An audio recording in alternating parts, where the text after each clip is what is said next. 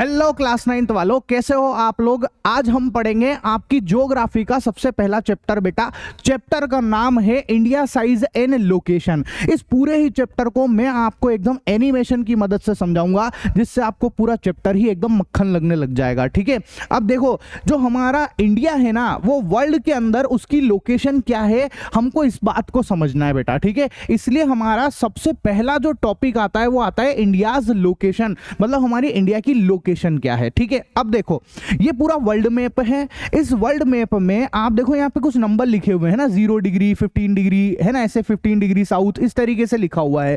तो आप देखो जो 0 डिग्री है, अगर इस 0 डिग्री पे मैं एक लाइन खींच दूं, एक इमेजिनरी लाइन खींच दूं, इस लाइन को हम लोग बोलते हैं इक्वेटर। क्या बोलते हैं बेटा? इक्वेटर बोलते हैं। और ये जो इक्वेटर है ना, इस पूरे वर्ल्ड को दो बराबर हिस्सों में तोड़ देता है, इक्वली डिवाइड कर देता है ये। ठीक है, जो ऊपर वाला हिस्सा है, इस इक्वेटर के जो ऊपर वाला हिस्सा है, इसको हम नदर्न हेमिस्फीयर कहते हैं, और जो नीचे वाला हिस्सा है बेटा, इसको हम सदर्न हेमिस्फीयर कहते हैं। सर नदर्न हेमिस्फीयर नाम क्यों पड़ा? क्योंकि देखो दिशा से पड़ रहा है, डायरेक्शन से पड़ रहा है। ये ऊपर वाली डायरेक्शन जो है नॉर्थ है, ये साउथ है, ये ईस्ट है और ये वेस्ट है। ठीक है, तो नॉर्थ में है इसलिए नदर्न हो गया, ये वाला हिस्सा साउथ में आ रहा है इसलिए सदर्न हो गया। सिंपल सा कॉन्सेप्ट है। ठीक है, ऐसा तो कहने का मतलब क्या है कि यहां पर जो इक्वेटर है उसने इस पूरे वर्ल्ड को दो बराबर टुकड़ों में बराबर तरीके से बांट दिया है। ऊपर वाला हिस्सा नदर्न हेमिस्फीयर का, नीचे वाला सदर्न हेमिस्फीयर का। सिंपल सी बात है। ठीक है,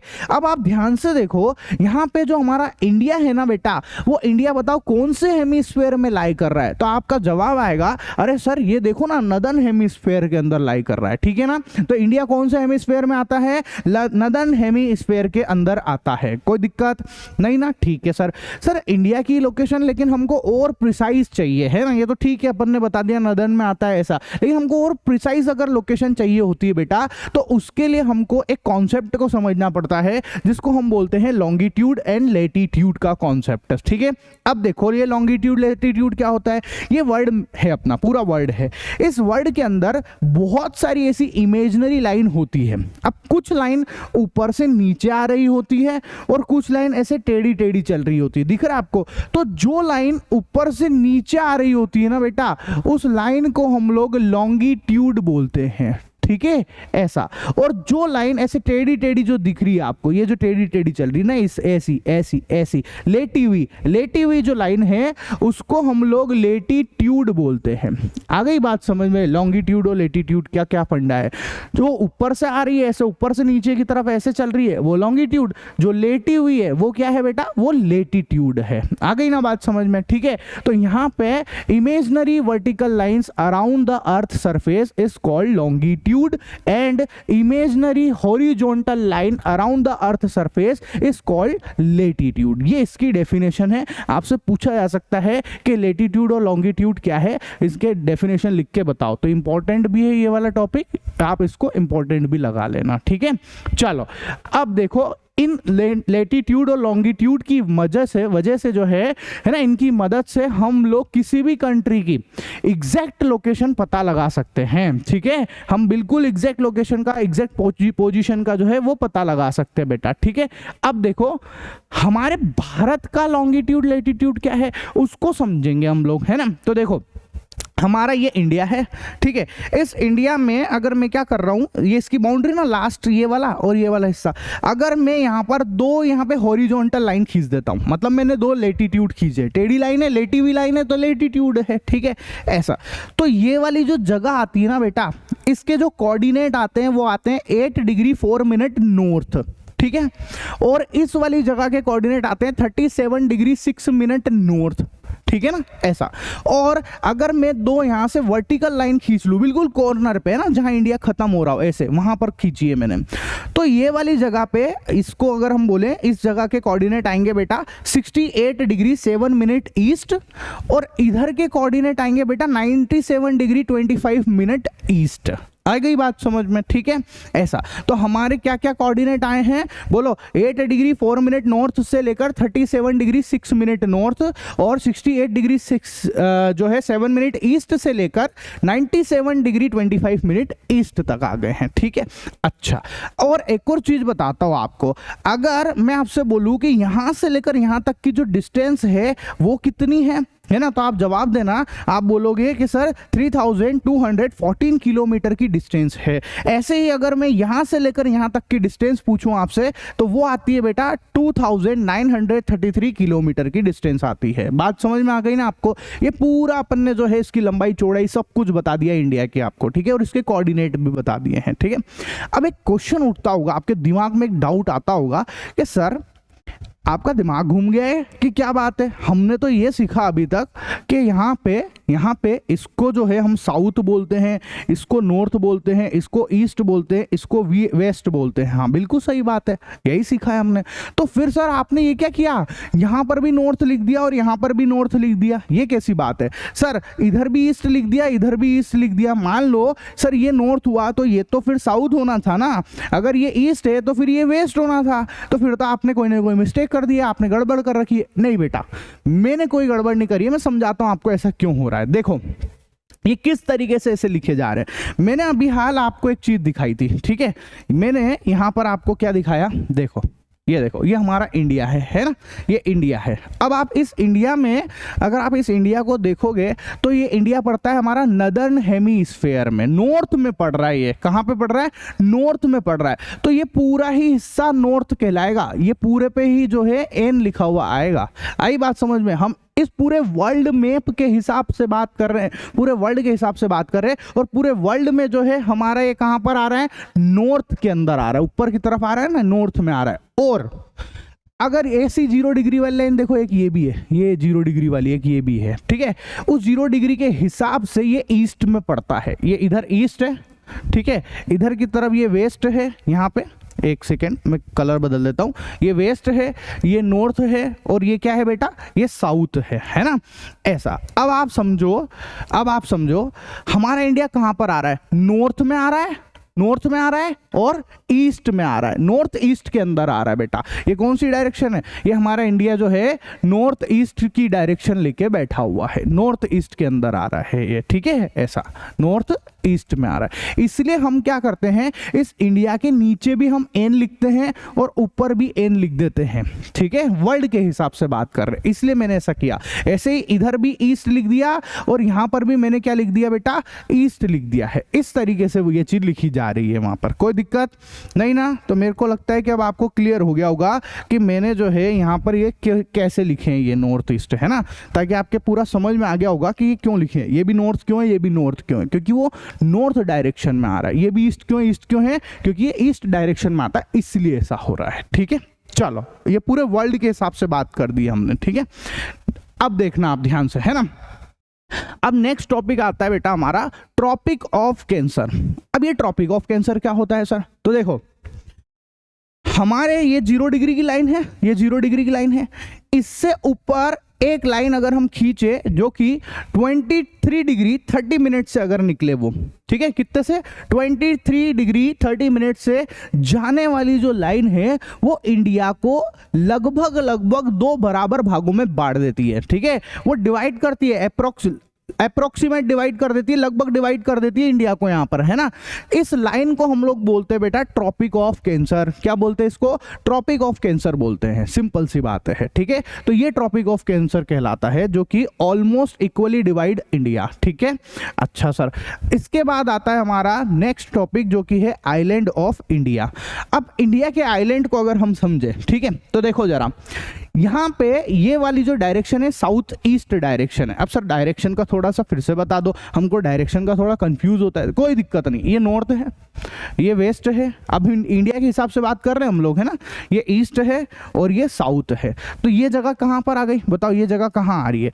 बोलो, साउथ और ईस्ट के बीच में आ रही है, इसलिए इसका नाम क्या पड़ गया? साउथ ईस्ट पड़ गया है। ऐसे इस जगह का नाम क्या पड़ेगा बताओ? ये वाली जगह का अगर मैं आपसे पूछूं तो आप क्या बोलोगे? सर ये साउथ और वेस्ट के बीच में आ रही है, इसलिए इसका नाम साउथ वेस्ट पड़ जाएगा। ऐसे करके डायरेक्शन का चक्कर होता है पूरा का पूरा, ठीक है ना, ऐसा। तो अब आप देखो जो साउथ ईस्ट है ना बेटा, यहां पर दो आइलैंड है, ठीक है, ये रहे, देखो ये आइलैंड है, एक का नाम अंडमान और एक का नाम है निकोबार। बहुत सारे लोगों को क्या लगता है कि अंडमान और निकोबार एक ही है, नहीं एक नहीं है बेटा, अलग अलग है। अंडमान अलग है, निकोबार अलग है। तो यहाँ पर दो आइलैंड है, ठीक है, जो कि कहाँ पर प्रेजेंट है, ये वे ऑफ बंगाल के अंदर है, ठीक है, वे ऑफ बंगाल के अंदर, बंगाल की खाड़ी बोलते हैं हिंदी में इसको, ठीक है, ऐसा।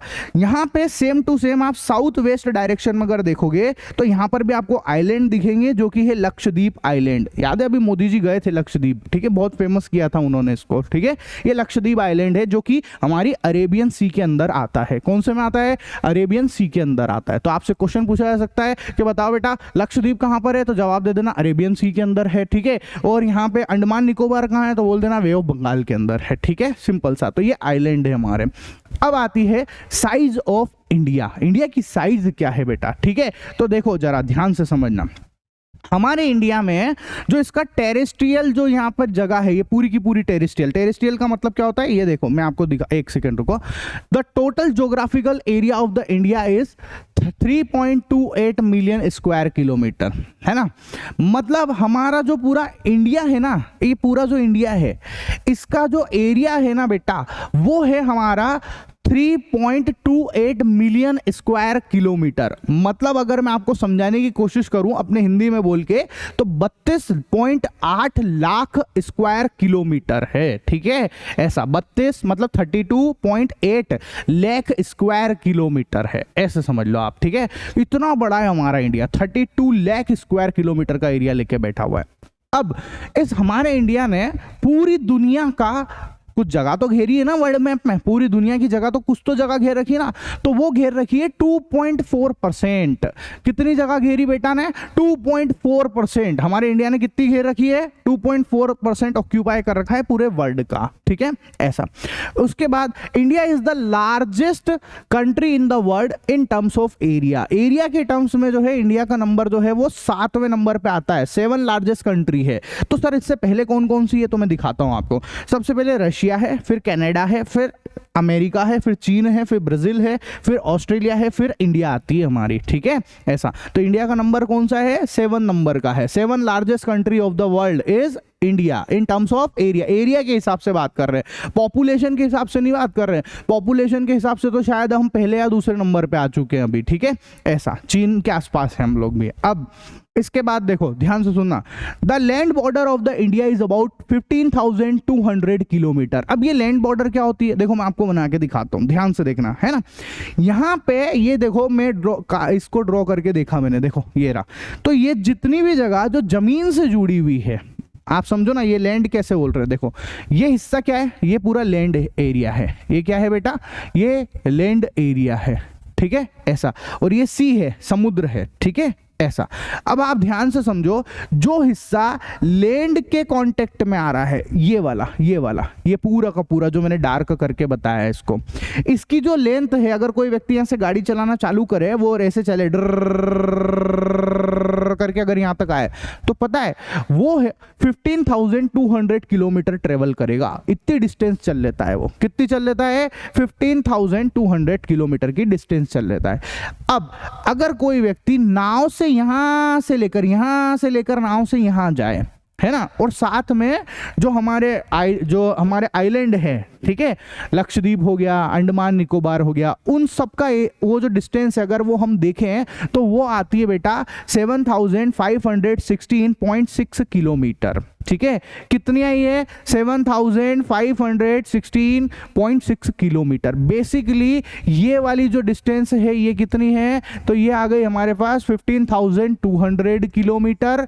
और जो पानी जो समुद्र से लगा हुआ हिस्सा है, ये डिस्टेंस आ जाती है हमारे पास 7,516.6 किलोमीटर। और एक और बात बता दूं आपको मैं, ये जो हिस्सा है ना, ये हिस्सा जो समुद्र से लगा हुआ है, इस हिस्से को हम लोग कोस्टल लाइन भी बोलते हैं। क्या बोलते हैं इसको, कोस्टल लाइन भी बोलते हैं बेटा, ठीक है। तो यहाँ कोस्टल लाइन या कोस्ट लाइन भी बोल सकते हो आप इसको, ठीक है, कोस्टल लाइन या कोस्ट लाइन भी बोल सकते हो, ठीक है, ऐसा होता है। आ गई ना बात समझ में, ठीक है। नेक्स्ट आता है हमारा, अब और देखो ध्यान से समझना है ना, India is surrounded by the north west. मैं आपके यहाँ पे एक इंडिया का मैप बनाता हूँ। इस मैप में आप ध्यान से देखना, ये मेरा हिमालय पर्वत है। कौन सा पर्वत है बेटा? हिमालय पर्वत है। इस हिमालय पर्वत में आप ध्यान से देखोगे तो हिमालय पर्वत कहाँ से कहाँ फैला हुआ है? नॉर्थ वेस्ट से स्टार्ट होकर नॉर्थ और नॉर्थ ईस्ट की तरफ जा रहा है। अब सर वापस से थोड़ा जो हमको डायरेक्शन का प्रॉब्लम होता है तो ये लिख देता हूँ मैं, नॉर्थ, साउथ, ईस्ट और वेस्ट। अब आप देखो ये हिस्सा जो है ये कौन सी डायरेक्शन में आ रहा है? नॉर्थ वेस्ट में आ रहा है, ठीक है। ऐसा ये वाला हिस्सा कौन सी डायरेक्शन में आ रहा है? नॉर्थ में। और ये हिस्सा कौन सी डायरेक्शन में आ रहा है? नॉर्थ ईस्ट में। तो हमारा जो हिमालय है वो भैया नॉर्थ वेस्ट से स्टार्ट होता है, नॉर्थ और नॉर्थ ईस्ट तक जाता है। यहाँ पर यही लाइन लिखी हुई है, India is surrounded by the north west, north and north east Himalayas young fold mountains. मतलब कि ये जो हिमालयाज है, मैं दिखाता हूँ आपको, यहाँ पर बहुत सारे पहाड़ हैं, बहुत सारे पहाड़ों से मिलकर हिमालय बना हुआ है बेटा, ठीक है। हिमालय कोई एक पहाड़ नहीं है, बहुत सारे पहाड़ आपस में मिल गए हैं, उससे ये सब बना हुआ है, ठीक है। ऐसा तो ये पूरा का पूरा हिमालय है हमारा, ठीक है। ये सराउंड कर दिया इसने इंडिया को, क्लियर। अच्छा, अब आप देखना है ना, इसके नीचे हमारे इस इंडिया में अगर मैं यहाँ पर एक लाइन ड्रॉ करूँ जो कि 22 डिग्री नॉर्थ में है, ठीक है, 22 डिग्री नॉर्थ पे, तो इससे नीचे जब हम जाते जा रहे हैं तो इससे नीचे जाने पे इंडिया जो है देखो ऐसे सिकुड़ा होता जा रहा है। सिकुड़ा मतलब नेरो होता जा रहा है बेटा, ठीक है। टेपरिंग हो रही है यहाँ पर, मतलब सिकुड़ गया है ये सफेद। नीचे जो है नीचे वाला एरिया कम, नीचे वाला हिस्सा कम है बेटा, ठीक है। मतलब जैसे जैसे मैं साउथ की तरफ बढ़ूंगा इंडिया जो है वो नेरो होता जा रहा है, और नॉर्थ की तरफ बढ़ूंगा तो इंडिया जो है वो एकदम चौड़ा होता जा रहा है। आई बात समझ में, ठीक है। ऐसा तो क्या बोला है, ध्यान से सुनना है ना।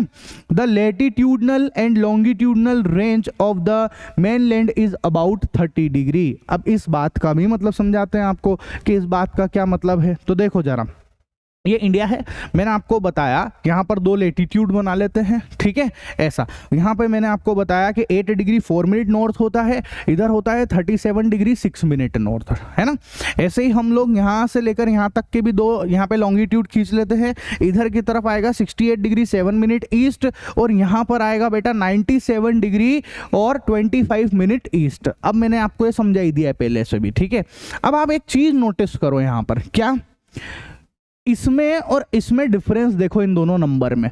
37 डिग्री 6 मिनट में और 8 डिग्री 4 मिनट में जो डिफरेंस है वो अप्रोक्सीमेटली लगभग 30 डिग्री का आता है। कितने का आता है? 30 डिग्री का। देखो ना, आप ऐसे समझ लो, 37 में से 8 को सब्ट्रैक्ट कर दो तो 29 आ गया, 29 डिग्री और कुछ मिनट आएगा, है ना। ऐसा मतलब लगभग किसके बराबर हो गया? 30 डिग्री के बराबर है। सेम चीज आप इधर भी देखने को मिलेगी आपको, देखो ना, 97 डिग्री 25 मिनट में से आप 68 डिग्री 7 मिनट को सब्ट्रैक्ट करोगे तो अप्रोक्सीमेटली 30 डिग्री के आसपास आ रहा है कि नहीं आ रहा है? मतलब कि भैया हमारे इंडिया में the latitude and the longitudinal range of the mainland is about 30 degree. समझ गए? ये जो रेंज है ये कितनी है? 30 डिग्री के अबाउट में है, ठीक है। अच्छा, but the east west extension of the India is smaller than the north south boundary. अब इस बात का भी मतलब समझो आप। देखो इस बात का क्या मतलब है, मैंने आपको बताया कि यहां से लेकर यहां तक की जो डिस्टेंस है वो कितनी है बेटा? तो वो आएगी 3214 किलोमीटर। यहां से लेकर यहां तक की जो डिस्टेंस है वो है 2933 किलोमीटर। अब आप बताओ इनमें से कौन सी वाली डिस्टेंस छोटी है? तो आप बोलोगे सर जो डिस्टेंस ईस्ट से लेकर वेस्ट, जो डिस्टेंस जो है हमारी वेस्ट से लेकर ईस्ट में है ना, ये अपने इंडिया की डायरेक्शन की बात करें अगर हम लोग, है ना, इंडिया की डायरेक्शन की बात कर रहे हैं, है ना, इंडिया में जब डायरेक्शन की बात कर रहे हैं तो ये नॉर्थ है, ये हमारा साउथ है, ये हमारा ईस्ट है और ये हमारा वेस्ट है, ठीक है। ऐसा तो ईस्ट वेस्ट जो डिस्टेंस है वो नॉर्थ साउथ की डिस्टेंस से कम है। तो हाँ, है ही सही। देखो यहाँ पे 2933 है और यहाँ पर 3214 है, तो ये ज़्यादा है, नॉर्थ साउथ जो है वो ज़्यादा है बेटा। क्लियर है? ये बाउंड्री ज़्यादा है। क्लियर? बोलो, कोई दिक्कत वाली बात नहीं है, ठीक है। अच्छा, अब एक बहुत मजेदार कॉन्सेप्ट बताता हूं आपको, इसका ध्यान से सुनना है ना। देखो ये हमारा इंडिया के अंदर ये जगह जो है वो गुजरात है यहाँ पर, है ना। इस जगह पर जो है अरुणाचल प्रदेश है, अब क्या होता है कि सबसे पहले जो सूरज आता है ना, सूरज उगता है, वो उगता है हमारे भारत में अरुणाचल प्रदेश में। इसीलिए इसका नाम क्या है, अरुणाचल प्रदेश। अरुणाचल मतलब अरुण मतलब सूरज, जहां पे सूरज सबसे पहले आया है वो अरुणाचल प्रदेश है, ठीक है ऐसा।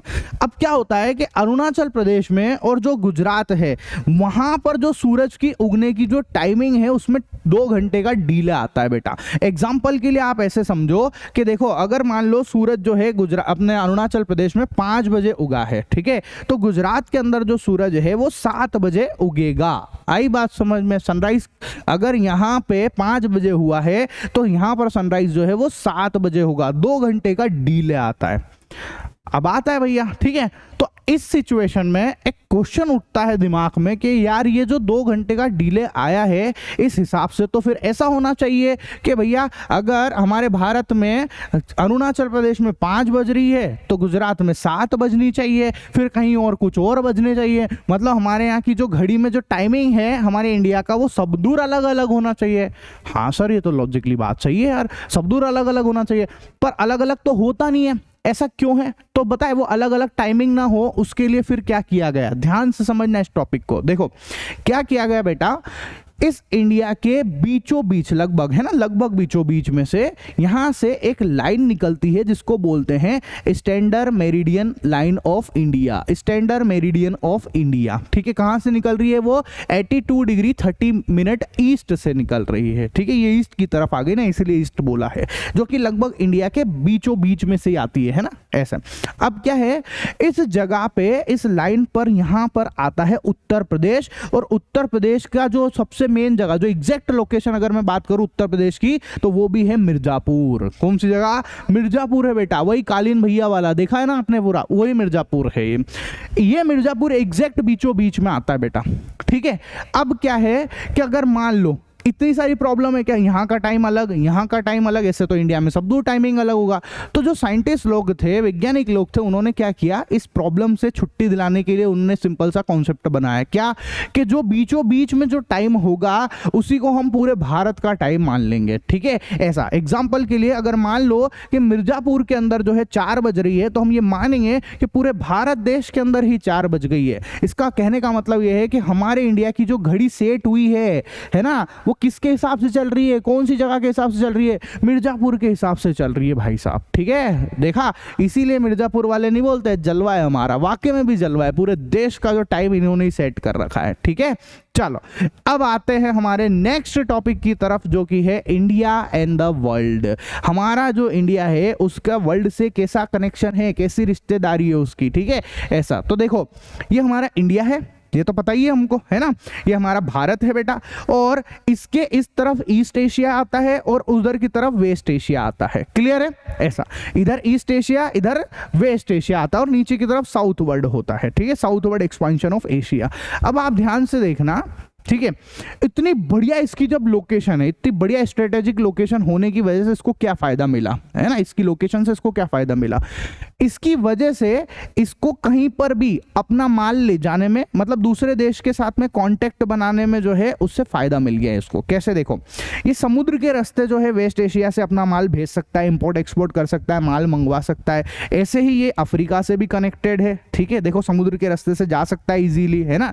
ऐसे यूरोप से कनेक्ट हो जाता है, इसी तरीके से साउथ ईस्ट से भी कनेक्ट हो जाता है, साउथ ईस्ट एशिया से। ऐसे ही जो है ईस्ट एशिया से भी ये कनेक्ट हो जाता है बेटा, मतलब इसकी कनेक्शन सब दूर से बहुत बढ़िया है, ठीक है ऐसा। माल भेज सकता है और मंगा भी सकता है, ये फायदा मिला है। हालांकि ऐसा नहीं है कि इंडिया के जो रिलेशन है वो अभी अभी बने हैं वर्ल्ड से, ऐसा नहीं है, बहुत पहले से रिश्तेदारी है, बहुत पहले से रिलेशन बने हुए हैं, बहुत पहले से इंपोर्ट एक्सपोर्ट होता है। पहले जो है लैंड रूट के थ्रू होता था, गाड़ियों वगैरह के थ्रू होता था, है ना, सड़क के थ्रू होता था, और अब जो है भैया सी रूट के थ्रू होने लग गया है, और आजकल तो और ज्यादा अच्छी टेक्नोलॉजी है, हवाई जहाज के थ्रू भी होने लग गया है, मतलब हम अपनी सामान जो है इधर से उधर हवाई जहाज के थ्रू भेजते भी हैं, ठीक है ऐसा।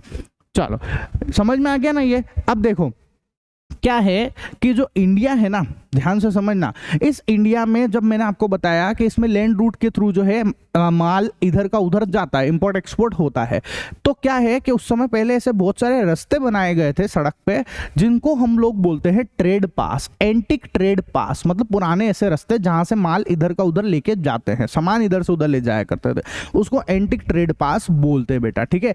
अब इन रास्तों से कौन कौन सा सामान जाता था, जैसे स्पाइसेस हो गए, मसाले वगैरह जाया करते थे, उपनिषद जाया करते थे, ठीक है, अपने धर्म की किताबें जाया करती थी, रामायण वगैरह जाया करते थे, पंचतंत्र की कहानियां भी जो है देश विदेश में अपने यहाँ से गई है, ठीक है। डेसिमल नंबर वगैरह हमने जो सिखाया है वो भी लोगों को हमने ही सिखाया, मतलब हमने वर्ड को काफी कुछ दिया है, काफी कुछ चीजें सिखाई है। अब ऐसा नहीं है कि हमने सिर्फ वर्ड को सिखाया ही सिखाया है, वर्ड से हमने काफी कुछ सीखा भी है। एग्जाम्पल के लिए जैसे ग्रीक स्कल्पचर हो गए, है ना, जो ग्रीक ये मूर्ति वगैरह बनती कि नहीं बनती है, वो सब हमको ग्रीक ने सिखाई है, ठीक है। ऐसा जैसे हमारी मीनार हो गई, डोम्स वगैरह हो गए, ठीक है, ये सब किसने सिखाए हैं, ग्रीक से हमने सीखा भी है। तो हमने दूसरे देशों से और भी देशों से काफी कुछ सीखा भी है बेटा, और सिखाया भी है। आ गई बात समझ में, ठीक है। अब आते हैं हमारा आखिरी टॉपिक है इस चैप्टर का, जो कि है इंडियाज नेबर, ठीक है, भारत के पड़ोसी देश। अब आप पहले ये समझ लो कि how many state and union territories have India, तो इंडिया में कितनी स्टेट है अभी तक, तो 28 स्टेट और 8 यूनियन टेरिटरीज है। हमारी इंडिया की कितनी स्टेट है बेटा, 28 स्टेट और 8 यूनियन टेरिटरीज है, ठीक है। ऐसा अब आप समझना है ना, मैं आपको यहाँ पे बता रहा हूँ कि कौन कौन से हमारे पड़ोसी देश है, नेबरिंग कंट्रीज कौन कौन सी है, ठीक है। तो India has 7 terrestrial neighbours, Pakistan, Afghanistan, China, Nepal, Bhutan, Bangladesh और म्यांमार, ठीक है। ये हमारी जो है टेरिस्ट्रियल नेबर्स है। मतलब टेरिस्ट्रियल का मतलब होता है जिससे हमारी जमीन जुड़ी हुई हो, है ना, जमीन से, जमीन पे पड़ोसी जो है वो, ठीक है, ऐसे। और ऐसे ही 2 पड़ोसी ऐसे भी हैं जिनसे हमारी जमीन नहीं जुड़ी हुई है, लेकिन हमारे समुद्र जुड़े हुए हैं जहां से, ठीक है। कौन कौन है वो श्रीलंका और मालदीव्स है बेटा, ठीक है, श्रीलंका और मालदीव्स है। आ गई बात समझ में, ठीक है। ऐसा अब मैं आपको देखो इसको मैप के थ्रू भी बता देता हूं, ध्यान से सुनना, है ना, इसका मैप भी बता देते हैं, मैप भरने के लिए आता है। देखो ये हमारा इंडिया है, इसके पड़ोसी जो कंट्री है वो भर रहे हैं अपन, है ना। देखो सबसे पहले यहाँ पर आएगा अफगानिस्तान, उसके बाद इस जगह आएगा पाकिस्तान बेटा, उसके बाद नेपाल, है ना, फिर आएगा चाइना, ये चाइना या तिब्बत बोल दो, ठीक है, उधर की तरफ, ऐसा क्योंकि अभी तिब्बत जो है वो लगभग बहुत सारा हिस्सा चाइना के ही कब्जे में चले गया है वो, इसलिए, ठीक है, ऐसा। फिर ये भूटान है, फिर ये बांग्लादेश है बेटा, और वो म्यांमार है, और ये है हमारा श्रीलंका। आ गई बात समझ में। तो इंडिया के टोटल कितनी नेबरिंग कंट्रीज है, टेरेस्ट्रियल नेबरिंग कंट्रीज कौन कौन सी है, 7 है, 1 2 3 4 5 6 और 7 आपको मैप आ सकता है भरने के लिए, ठीक है, ऐसा। और दो ऐसी जो है जो समुद्र से जुड़ी हुई है वो कौन कौन सी है, एक तो श्रीलंका है, वो श्रीलंका लिख दिया है अपन ने पर ठीक है, और एक मालदीव भी है। तो आपको मोटा मोटी यही याद रखने साथ, ठीक है, ऐसा। इसी के साथ में अपना ये चैप्टर होता है खत्म बेटा। मैं आपको मेरे इस चैनल के ऊपर मैथ्स, साइंस और एसएसटी तीनों ही सब्जेक्ट इंग्लिश मीडियम में एनिमेशन के साथ में समझा रहा हूं। अगर आपको मेरा चैनल पसंद आया हो तो अपने दोस्तों के साथ शेयर कर देना, सब्सक्राइब करना मत भूलना। मिलते हैं हमारे नेक्स्ट वीडियो में, तब तक के लिए टाटा बाय बाय।